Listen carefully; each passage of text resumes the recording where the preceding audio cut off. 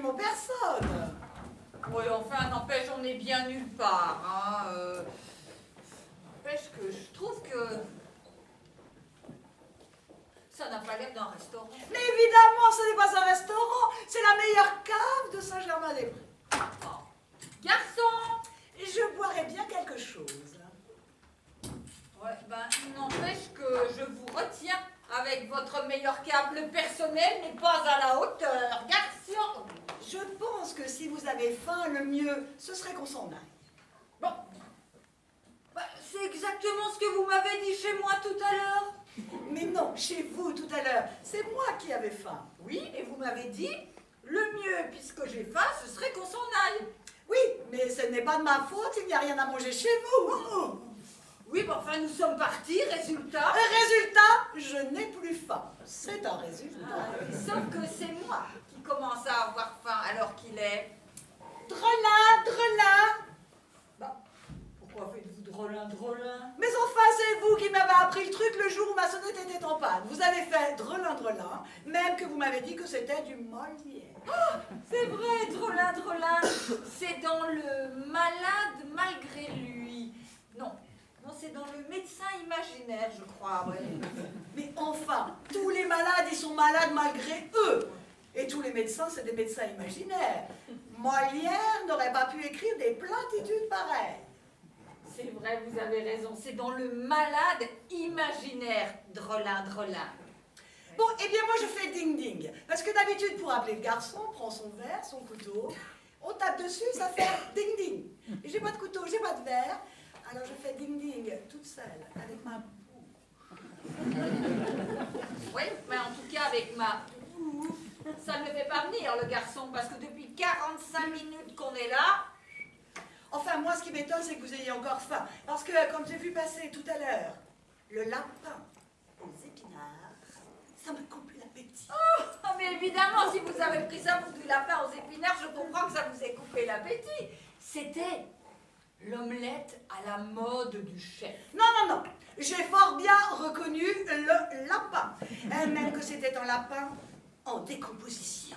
Mais non, on l'aurait senti. Mais je l'ai senti. Mais enfin, pourquoi voulez-vous qu'il serve du lapin en décomposition dans ce restaurant? Il ne viendrait plus personne. Eh bien, regardez autour de vous, il n'y a plus personne. Ce sont les bougies qui font illusion. Mais si, regardez là au fond, dans la petite salle, il y a une sorte de réunion. Ah oui, ce doit être un banquet. Oui, mais ne regardez pas comme ça. Elles nous ont vus. Elles n'ont pas l'air de follement s'amuser, hein. Ça devait être pour elles, le lapin aux épinards. Ben non, vous voyez bien qu'elles sont pas mortes. Oui, elles ont pas bonne mine, hein.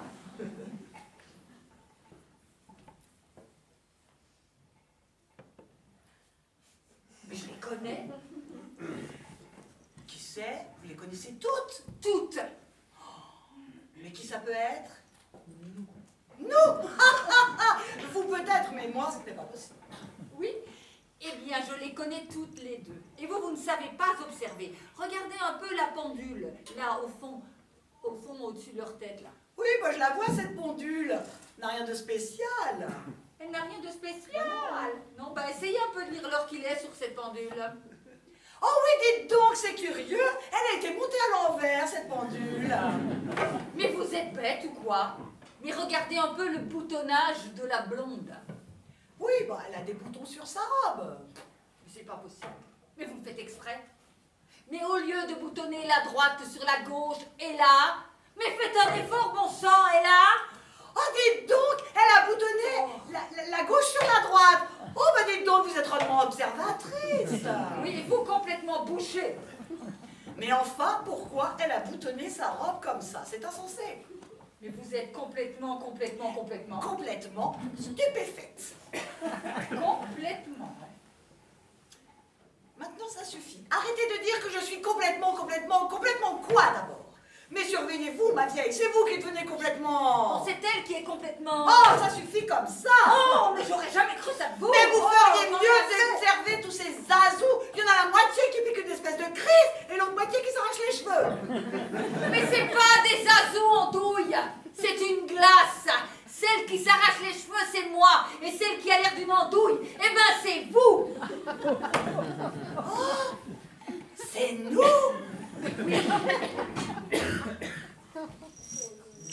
Qu'est-ce que vous prenez? C'est la carte? C'est la carte. Les turqueries farcies à la grecque. Et l'œuf cocu.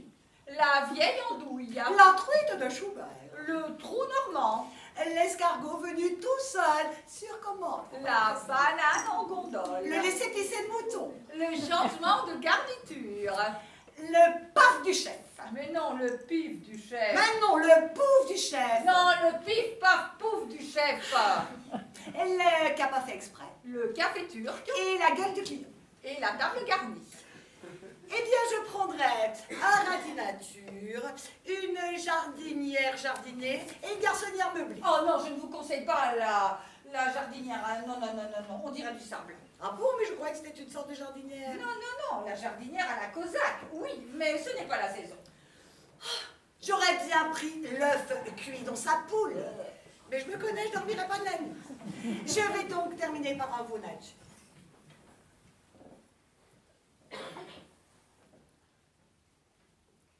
Il est mort. Mais qui est ça? Eh bien, le serveur, Mais non, voyons. on l'aurait entendu. Ben non, il y a des gens qui meurent sans faire de bruit. Oui, mais pas des gens qui portent de la vaisselle. En tout cas, c'est vraiment une idée à vous, ça. Allez au restaurant quand on a faim. Mais parce que vous avez encore faim. Non, non, moi je n'ai absolument plus faim. J'aurais plutôt envie, figurez-vous, d'aller au cinéma. Oh, mais vous êtes d'un tempérament instable. Garçon.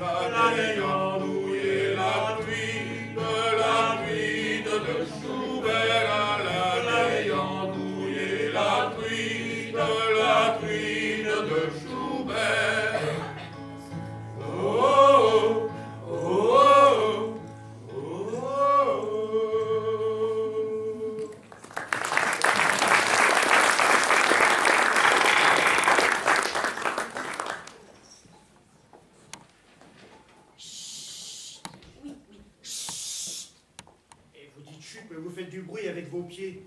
Je vous l'avais dit pourtant de retirer vos bottes. Je les ai retirées, je les ai laissées au bas de l'escalier. Alors vous avez des chaussettes qui craquent. Pensez-vous des chaussettes toutes propres? Je les ai mises ce matin. Oui, bah ça c'est vous qui le dites, hein, parce que dans ces conditions, je me demande ce qu'on entend craquer. Ce qu'on entend craquer, c'est mon pied. Votre pied? Ouais, j'ai un pied qui craque. Pas celui-là, l'autre. Le pied gauche. Oui, écoutez, je veux pas le savoir. Hein. Mais retirez-le pendant que je cherche la minuterie. Je ne veux rien entendre qui craque. Ça, je suis désolée, mais je ne peux pas. Hein. Et puis même si je pouvais le retirer, mon pied, il y a une chose que je pourrais plus faire, c'est monter l'escalier. Hein. Faut choisir. Choisir, choisir. Vous en avez de bonnes. Ces deux boutons-là, ils sont exactement pareils. Ah bah, s'il y a deux boutons, tirez à pile ou face. Oh, je serais bien avancée avec ça. Non, je préfère m'en remettre au hasard, c'est plus sûr. Allez-y. Ça doit pas être la minuterie. Hein. Non, bah, au moins comme ça, je suis fixée. Hein. Bon, je vais appuyer sur l'autre maintenant. Appuyez doucement, on sait jamais. Si j'appuie doucement, ça va rien faire.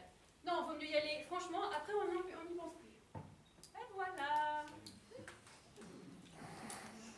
En route.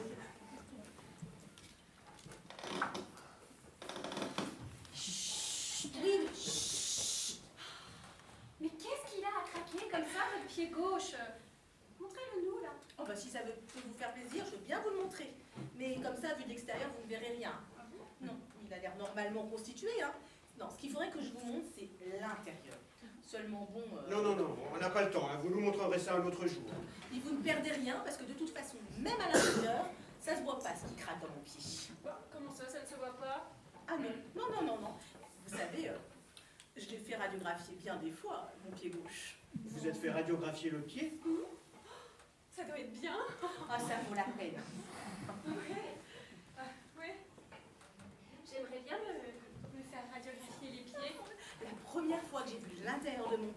C'est bien simple, j'arrivais pas à y croire.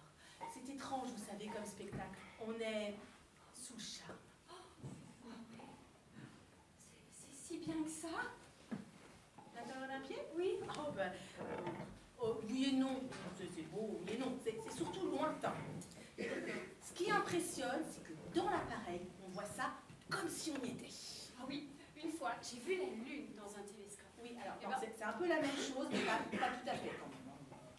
Non, ce qui émeut, c'est de voir comme il est quand on s'occupe pas de lui. Parce que le dedans du pied, et sitôt qu'il est dehors, c'est plus ça du tout. Ah bah non, ça devient un pied de squelette. C'est comme les poissons. Une fois qu'ils sont pêchés, bah c'est plus vraiment des poissons. Hein. Et- Non, non, les poissons, il faut les voir dans l'eau. Exactement.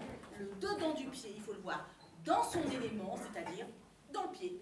Oh oui. Eh ben j'irai me faire radiographier les pieds à la fin du mois d'avril. Bon, allez, venez, on va pas passer la nuit ici. Allons-y. Oui, oui. Enfin, suffit pas de dire chute. Vous pourriez pas essayer de monter l'escalier avec votre pied droit seulement? À cloche-pied. Ah bah c'est sûr, de monter une marche sur deux, ça va faire beaucoup moins de bruit. Et de quel endroit il craque, votre pied? Bah on sait pas. Le docteur il dit on peut jamais vraiment savoir ce qui craque au juste dans un pied. Parce que vous comprenez, dans un pied comme ça, un bon pied ordinaire quoi, eh ben c'est fou ce qu'il y a comme os. Ah, Ah mais on peut pas se figurer, c'est plein d'os là-dedans. Le docteur, il m'a dit, même lui il s'y perd, hein, il m'a dit, ce qui grince dans votre pied, c'est peut-être bien la jointure du scaphoïde et du deuxième cunéiforme, mais ça peut aussi bien être la jointure du calcanéum et du cuboïde. Hein. Pour le savoir, il faudrait que je vous ouvre le pied. Alors, tout de même. Ça m'étonnerait que j'ai un cubi dans le pied, moi, quand même. Hein. un Il me semble que ça doit se sentir. cuboïde. Ah, un cuboïde. Eh ben, croyez pas ça, hein, parce que tout ça, c'est des petits os qui se trouvent bien dans le pied. C'est pas du tout comme tous ces petits os qu'on trouve quelquefois, par exemple, dans un pâté. Ah ben, ceux-là, ils vous cassent une dent comme rien. C'est parce qu'ils sentent bien que dans un pâté, ils sont pas dans leur élément. Ah. Non, on a beau dire, mais un pied et un pâté, c'est vraiment pas la même chose pour un os. Hein. Mais même pour nous, c'est pas la même chose. Prenez un plat, mettez-y un pâté, et ben tout le monde sera content. Mais si c'est votre pied que vous mettez dans le plat, Ah ben, ça fera pas du tout le même effet. Ah non, non, non. C'est si vrai qu'on pourrait faire un proverbe là-dessus. ah oui, il faudrait creuser. Oui. Oui, mais seulement on creusera demain, hein, parce que si ça continue comme ça, quand on arrivera là-haut, il sera parti. C'est pas mon pied qui a fait ça. Ça doit être la minuterie, je vais rallumer. Mais c'est pas possible, hein, vous dressez beaucoup de troncs. Mais c'est pas de ma faute s'il n'y a pas d'ascenseur. Qu'est-ce que vous voulez que j'y fasse? Écoutez, là, je suis désolée, mais il va falloir que vous restiez là. Hein, parce qu'avec un bruit pareil, vous pouvez être sûr qu'il va s'envoler, hein, le petit oiseau. Le petit oiseau. Oui, tout là-haut, sur le dernier palier. On dit qu'il y a un petit oiseau qui dort. Sans blague. Oui, enfin moi je l'ai jamais vu. Hein. Mais tous les soirs je fais bien attention, mais il se méfie. Et puis il y a toujours quelque chose qui craque, alors plus rien. Il s'envole? Oui, enfin non, quand je dis qu'il s'envole, il pourrait pas. Hein. Et puis il est bien plus malin, c'est pas sa tactique du tout. Non. Mais qu'est-ce qu'il fait alors? Il se met à ressembler à des ampoules électriques. Alors comme des ampoules électriques, eh ben, il y en a des tas, on sait plus lequel c'est. Drôle d'oiseau, dites. Oui, Mais qui vous a raconté ça? La concierge? mais non, elle l'a jamais vu. Et puis les locataires de l'immeuble non plus. Hein. Chaque fois que je leur en parle, ils n'ont pas l'air d'être au courant. Ouais. Non, c'est mon arrière-grand-mère qui me l'a dit quand j'avais 4 ans. Oui, bah c'est une histoire comme on en raconte aux enfants. Il n'a jamais existé, votre oiseau. Et puis d'ailleurs, s'il existait du temps de votre arrière-grand-mère, il est mort depuis. Ah bah non, hein. Ça a la vie dure, oui, ces bêtes-là. Et puis vous savez, ça se reproduit. Ah bon? Oui, Il y en a plusieurs. oui. Mon arrière-grand-mère me disait qu'il y en a un dans chaque immeuble. En haut de l'escalier, c'est grand comme un moineau à peu près. Et ça s'appelle comment? Ça s'appelle un gobe-douille. Un Gobe-douille. Oui, vous savez pas pourquoi? Non. Ah ouais, je vais vous le dire, hein, parce que vraiment ça en vaut la peine. Bon, vous avez lu Darwin, Darling? Ah oui. Et à savoir la tête qu'il avait, la première idée qui vient, c'est qu'il y a forte chance pour que l'homme descende du singe. Hein. Mais non. Bon, bref, avec un bec si spécial, le gobdouille, c'est un peu le bout de l'évolution pour les oiseaux. Et qu'est-ce qu'il a de si spécial, le bec du gobdouille? Il ne s'ouvre pas. Il ne s'ouvre pas. Non. Il a grosso modo la forme d'un bouchon. Mais comment il mange, votre oiseau? Mais il ne mange pas, il se branche. Bah, tous les oiseaux se branchent.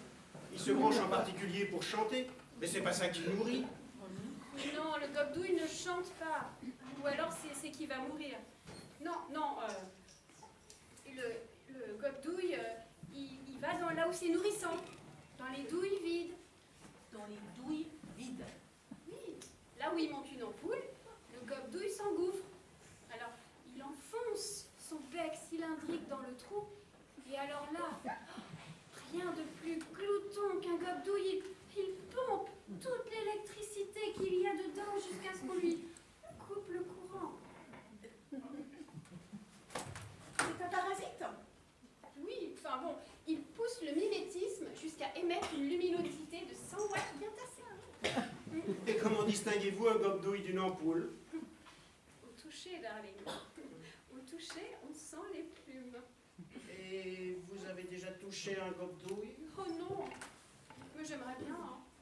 Mais mon arrière-grand-mère, elle en avait apprivoisé un. Oui, très gentil. Il usait de la lumière.